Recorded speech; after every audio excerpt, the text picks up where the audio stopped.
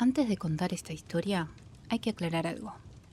Nadie en esa casa dijo que el problema fuera la santería. El problema fue Cándida.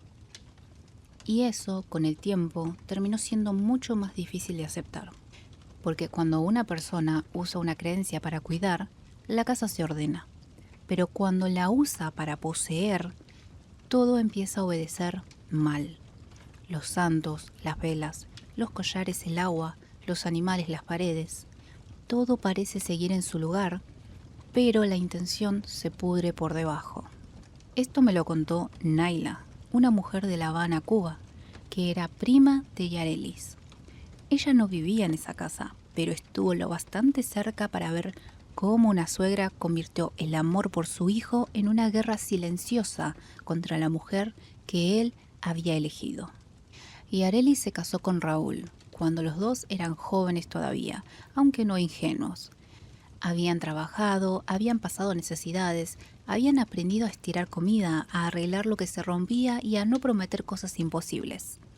No tenían casa propia, así que al principio se fueron a vivir con Cándida, la madre de Raúl. Era temporal. Esa fue la primera mentira de la historia. No porque ellos quisieran mentir, sino porque hay casas donde lo temporal se vuelve una trampa apenas una persona entiende que puede usar la gratitud como candado. Cándida era santera, no de esas personas que lo dicen para impresionar, sino unas de las que habían vivido dentro de esa fe toda la vida. Tenían sus cuartos de santo, sus hosperas cubiertas, sus collares guardados, su bóveda limpia, sus vasos de agua cambiados con una disciplina que parecía más fuerte que el cansancio. En el barrio la respetaban. Algunas vecinas iban a consultarle cosas simples, a pedirle una oración, una orientación, una ayuda cuando sentían la casa pesada. Y Arelis respetaba eso. Nunca se burló, nunca tocó lo que no debía. Nunca entró al cuarto de santo sin permiso. Al contrario, al principio intentó agradarle a Cándida. Ayudaba con la comida, lavaba los vasos de la bóveda cuando se lo pedían, barría el pasillo, mantenía limpia la sala. Pero en esa casa, hacer las cosas bien no servía si las hacía ella. Cándida no la rechazaba de frente. Ese era su arte. Le corregía las manos. Le decía que el arroz se lavaba de otra forma, que la ropa blanca no se tendía así, que los vasos no debían tocarse con ese apuro, que en esa casa había costumbres y que las costumbres no se negociaban por amor nuevo. Raúl intentaba mediar. Pero mediar entre una madre posesiva y una esposa que todavía quiere ser amable suele ser una forma elegante de abandonar a la esposa en medio del patio. Cándida no odiaba a Yarelis porque fuera mala. La odiaba porque Raúl empezó a mirarla primero. Eso fue todo. Antes Raúl llegaba y buscaba a su madre. Le preguntaba si había comido, si necesitaba algo, si quería que le comprara medicina, pan, café. Después empezó a llegar preguntando por Yarelis. Después empezó a guardar dinero para mudarse. Después dijo la palabra apartamento en voz alta y a Cándida se le cambió la cara. Naila decía que, desde ese día, la casa empezó a sentirse como si estuviera escuchando. No con paredes, con altares, con puertas entornadas, con vasos de agua que amanecían turbios. Cándida decía que no tenía nada contra Yarelis. Decía que solo le preocupaba que su hijo se apurara, que una mujer joven siempre quiere llevarse al hijo lejos de su raíz, que ella había parido a Raúl, lo había criado sola, lo había sostenido cuando nadie traía comida y que no era justo que ahora otra llegara a disfrutarlo completo. Nadie respondía a lo evidente, que un hijo no se disfruta, se acompaña.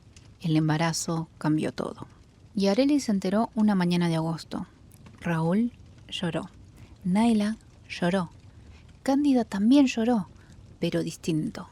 No de alegría limpia. Lloró como quien ve que algo suyo se multiplica fuera de su control. Desde ese día empezó a llamar al bebé mi sangre. No mi nieto, mi sangre. Decía que lo había pedido mucho a sus santos, que ella sabía que este niño venía por su cabeza, por sus rezos, por su casa, que el bebé iba a necesitar protección fuerte porque Yarelis era débil de carácter y Raúl demasiado blando para cuidar lo que naciera de él. Yarelis al principio se reía incómoda. Después dejó de reírse. Cándida empezó a pasarle cosas por el vientre. Un pañuelo blanco, un collar que decía que no debía ponerse, solo tener cerca, un plato con cascarilla debajo de la cama, un vaso de agua junto a la puerta del cuarto. Todo parecía protección, todo venía envuelto en cuidado. Ese es el problema de algunas jaulas. No siempre hacen ruido de metal. A veces huelen a jabón limpio y a sopa caliente. El primer animal fue una paloma. Apareció en el patio, parada junto al lavadero, una mañana en que no había lluvia ni viento. Era gris, común, pero tenía una cinta blanca atada en una pata. No parecía herida, pero tampoco intentaba volar. Se quedó ahí todo el día, mirando hacia la cocina. Y Arelis quiso acercarse, pero Cándida le pidió que no la tocara.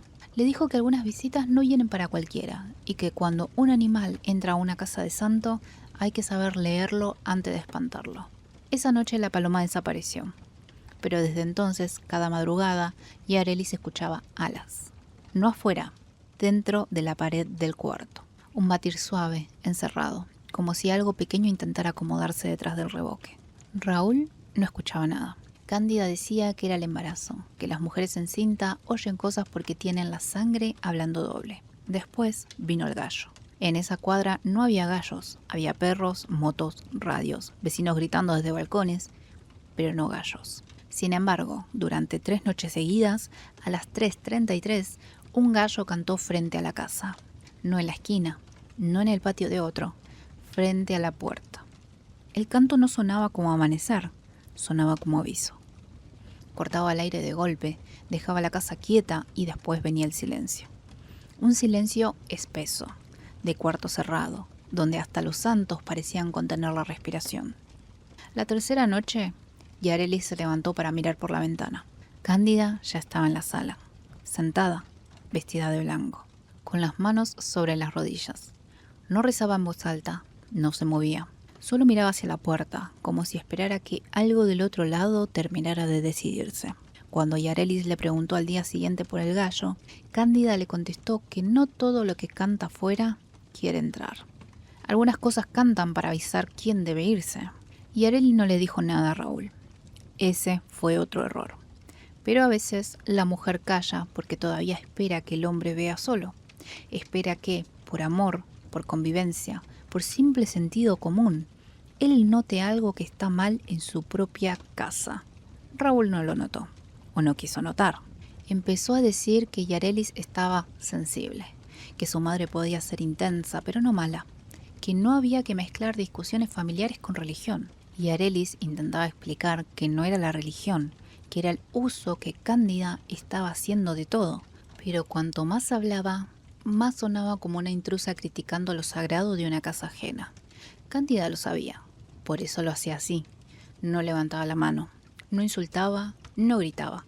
Solo dejaba una vela encendida donde Arelis pudiera verla. Solo cambiaba el agua de la bóveda cuando ella pasaba. Solo murmuraba que algunas mujeres llegaban con vientres prestados para cortar familias. Solo decía que el niño debía nacer bajo techo limpio. Techo limpio. Ese fue el nombre que le puso a la expulsión. En el 5.º mes, Yareli empezó a soñar que no podía cargar a su propio bebé.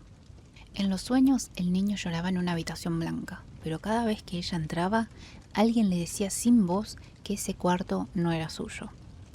Veía una sopera tapada sobre una mesa. Veía agua derramándose por los bordes. Veía un collar en el piso, moviéndose como una culebra lenta. Y al fondo, siempre, Cándida sentada con un bebé en brazos, meciéndose en una silla que no existía en la casa. Cuando despertaba tenía las manos dormidas, como si hubiera pasado la noche intentando sostener algo que se le escapaba. Naila fue a verla una tarde y la encontró pálida, sentada en la cama, con la mirada perdida en el cuarto de santo. La puerta estaba cerrada, pero desde adentro salía olor a miel vieja, flores pasadas y plumas húmedas.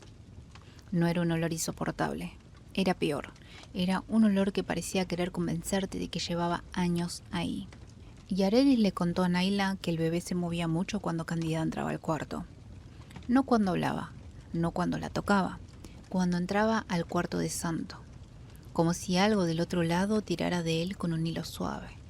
Naila no era creyente de esas cosas, pero tampoco era tonta. Le pidió a Arelis que revisara su cama. Encontraron el primer paquete dentro de la funda del colchón. No era grande. Estaba envuelto en tela blanca, amarrado con hilo rojo y azul. Adentro había cabellos de Yarelis, una foto de Raúl de niño, un pedazo de pañuelo manchado con cascarilla, granos de maíz, plumas grises y una tira de papel con el nombre del bebé. Ese nombre no lo conocía nadie. Yarelis y Raúl lo habían hablado una sola vez en voz baja, casi jugando, una madrugada. Cándida no estaba ahí, o eso creían. El papel tenía una frase escrita con letra pequeña. Decía que la madre de la sangre debía llamar más fuerte que la madre del vientre. Naila quiso llevarse el paquete. Yarelis no la dejó. No por miedo al paquete, por miedo a Raúl. Porque sabía que si él lo veía todavía iba a buscar una explicación que salvara a su madre. Hay defensas que cansan más que la mentira. Esa noche, Yarelis se enfrentó a Cándida. No hubo gritos al principio. Cándida escuchó sentada, con una calma que parecía ensayada. Cuando Yarelis le mostró el paquete, no preguntó de dónde había salido. No fingió sorpresa. Solo dijo que hay mujeres que no entienden la diferencia entre parir y pertenecer. Y que un niño no siempre debe quedarse con quien lo trae, sino con quien puede guardarle el destino. Yarelis sintió por primera vez miedo real. No de la brujería, de la suegra.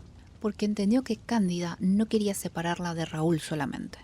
Quería reubicarla, convertirla en una especie de accidente necesario. El cuerpo que traía el niño, pero no la madre verdadera. Raúl llegó en medio de esa conversación.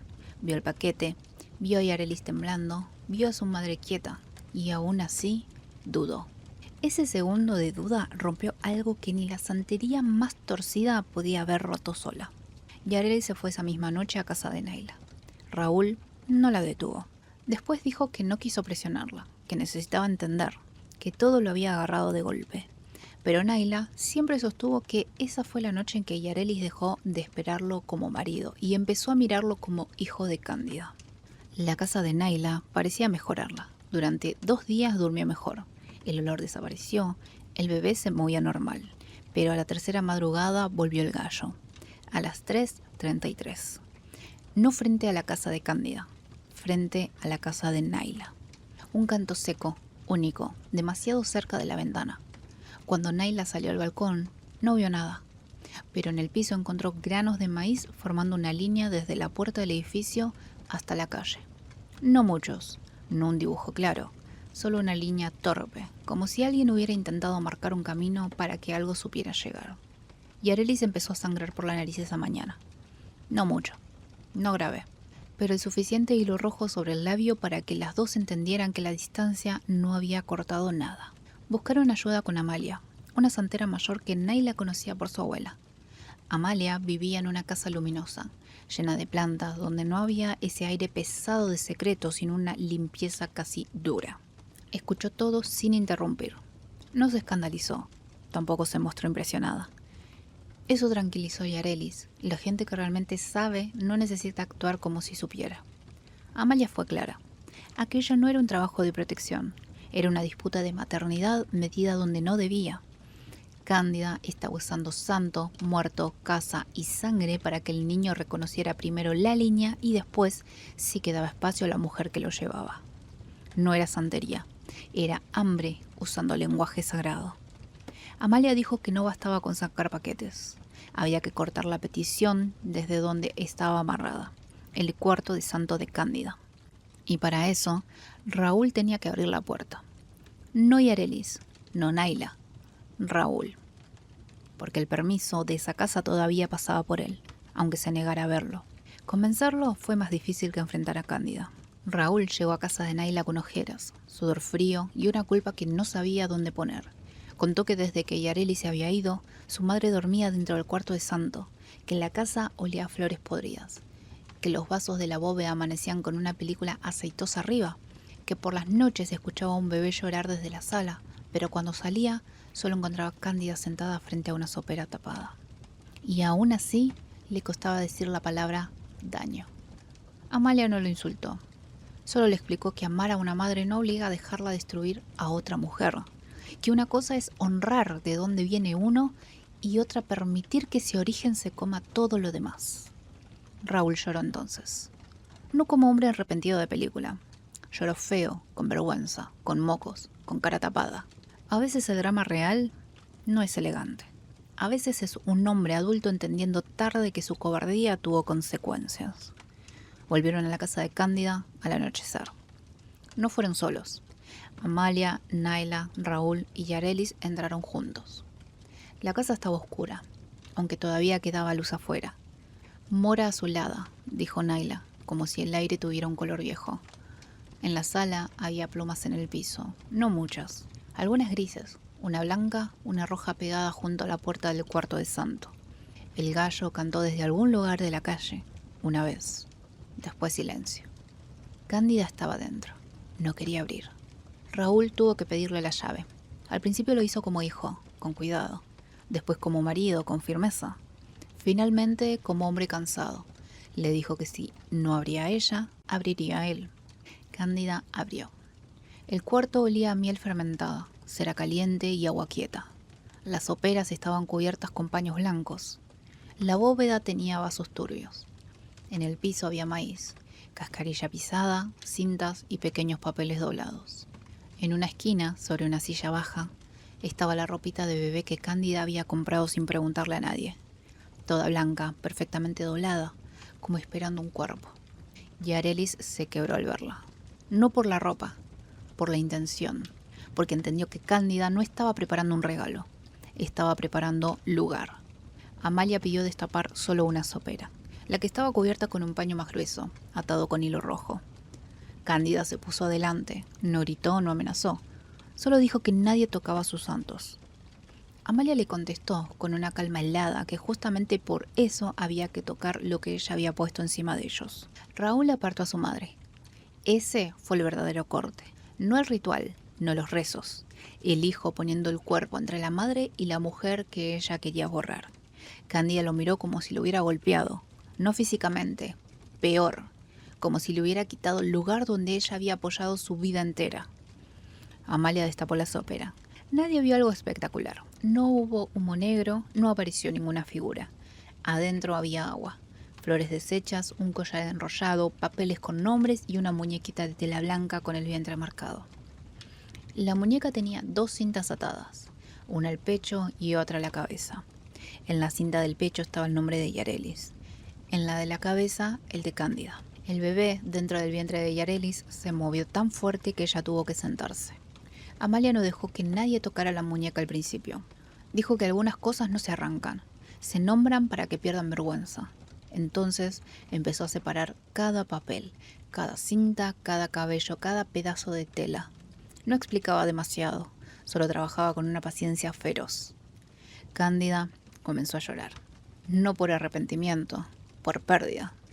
Repetía que ese niño era su sangre, que ella había levantado esa casa sola, que nadie entendía lo que era ver a un hijo irse, que Yarelis la había dejado sin lugar.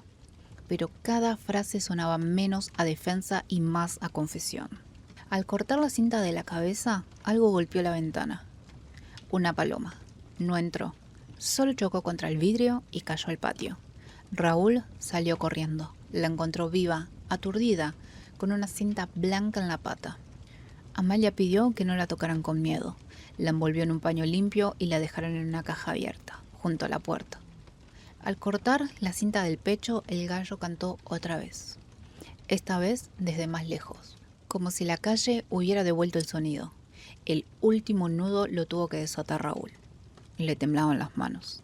Cándida le pidió que no lo hiciera, no con palabras directas, sino con todo el cuerpo, con la cara de madre herida, con la respiración cortada, con esa mirada que algunas madres usan para recordarle a un hijo cada fiebre, cada comida, cada sacrificio. Raúl lloró mientras desataba, pero desató. La muñeca se aflojó. Yarelis sintió, según contó después, que el bebé dejaba de empujar hacia afuera y volvía a acomodarse dentro de ella.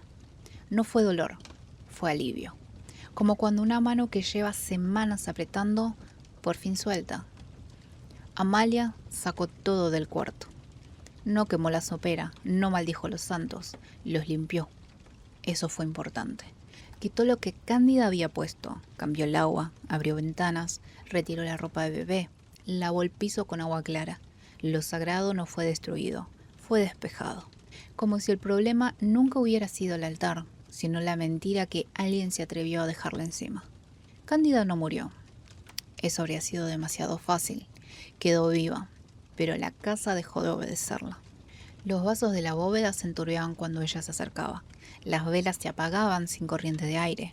Las soperas amanecían destapadas, no abiertas del todo, apenas corridas, como si alguien desde adentro respirara mejor cuando ella no las cubría. Y cada vez que Cándida decía que Yarelis le había quitado a su hijo, el gallo cantaba. No importaba la hora, mediodía, tarde, noche cerrada.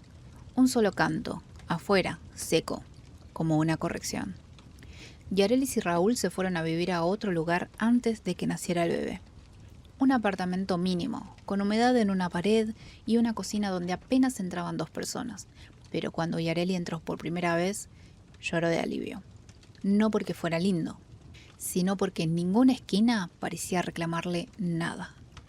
El niño nació sano, eso también hay que decirlo. Nació con mucho pelo, manos fuertes y una mancha pequeña en el hombro, del color de una pluma gris. Yarelis no quiso pensar demasiado en eso.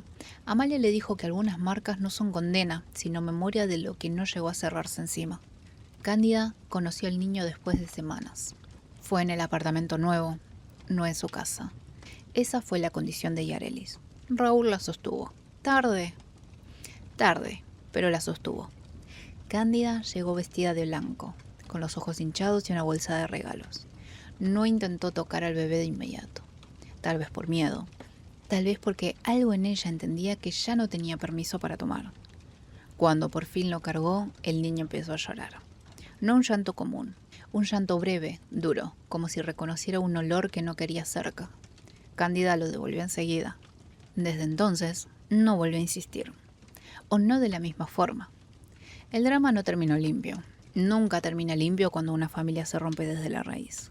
Raúl siguió visitando a su madre, pero ya no le contaba todo. Yarelis siguió respetando la santería, pero nunca volvió a entrar a un cuarto de santos y sentir primero si el aire estaba claro. Naila decía que eso era lo más triste, que Cándida, en su intento de usar lo sagrado para ganar lugar, le había ensuciado a Yarelis una fe que no tenía culpa. La paloma sobrevivió. La soltaron días después, cuando pudo volar. Se fue torpe, con un ala más baja que la otra. Pero se fue. El gallo nunca apareció. Nadie lo vio, solo lo escuchaban.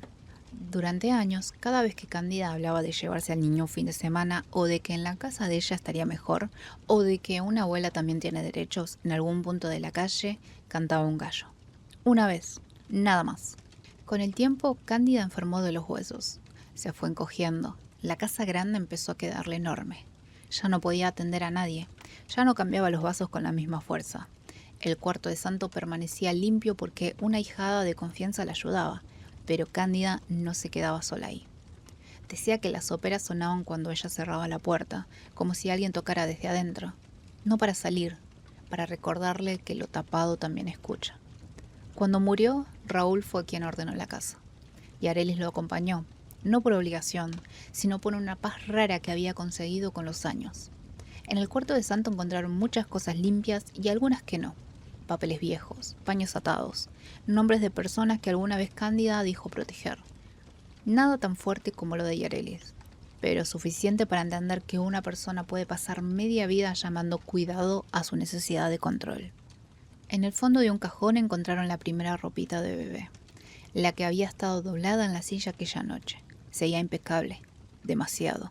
No olía a humedad, no olía a ropa guardada, olía a plumas. Y Yarelis no la tocó. Raúl la envolvió y la sacó de la casa. No la guardaron, no la regalaron, no la dejaron como recuerdo. Amalia ya no vivía, pero su enseñanza había quedado. Lo que fue preparado para torcer un destino no se conserva por nostalgia. Esa noche, al salir de la casa de Cándida por última vez, escucharon un gallo. Lejano, muy lejano. No sonó como advertencia, sonó como cierre. Naila decía que esa historia le dejó una idea clavada. Que una suegra puede hacer mucho daño sin parecer monstruo. Puede hacerlo con sopa, con consejos, con lágrimas con santos, con ropita blanca, con frases de madre sacrificada. Puede envolver la posesión en protección y conseguir que todos duden de la mujer que intenta defenderse. Y quizá ahí está lo más oscuro. No en la santería, No en los animales, no en la sopera, sino en una madre que miró a su nuera embarazada y no vio una mujer formando una familia. Vio una puerta, vio un vientre, vio una amenaza. Y decidió que, si no podía seguir siendo el centro de la vida de su hijo, al menos iba a intentar convertirse en el centro de la sangre que venía después. Pero la sangre no siempre obedece. La casa tampoco. Y lo sagrado, por más paciencia que tenga, tarde o temprano, aprende a devolverle a cada quien la intención con la que se acercó.